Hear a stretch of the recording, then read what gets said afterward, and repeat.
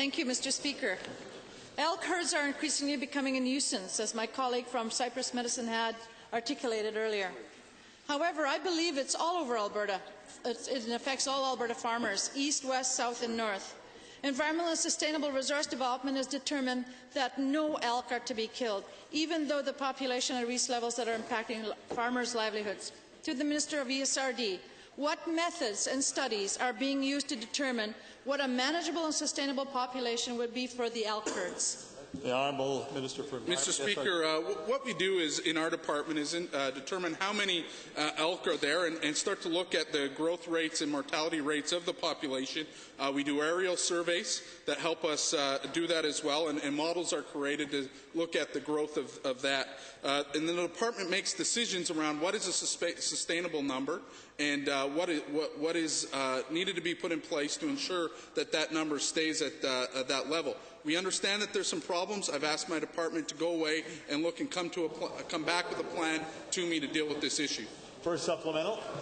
Well, to the same minister, Mr. Speaker, given that we have imported elk to the north and we can't obviously seem to put a plan in place to address this issue, what initiatives are underway to revise how hunting license can be issued to farmers to cull the herds? Honourable Minister. Thank you very much, Mr. Speaker.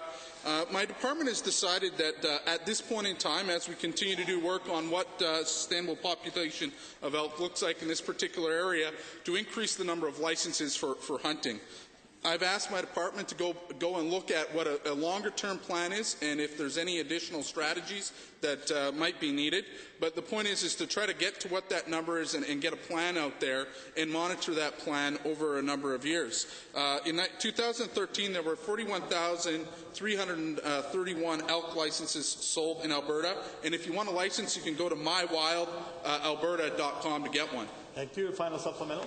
Thank you, Mr. Speaker, and thank you to the Minister for that. I love the fact that we have a strategy, and I would like to ask the Minister of Agriculture and Rural Development, if ESRD can't seem to cull the herd as we would like to see them happen, what can your department do to help the farmers in addressing this issue? The Honourable Minister responsible for Agriculture and Rural Development. Thank you, Mr. Speaker, and thank the member for the question. There is actually a program in place, and it is funded jointly by the federal government and our government. It's called the Wildlife Damage Compensation Program, and it's administered by Agriculture Financial Services Corporation. And it's one that has no cost other than a $25 fee per section. That's just an appraisal fee. There's no administrative cost or premium to pay. And so that program is in operation. Some might argue that it should cover more things, but that's something that we continually monitor.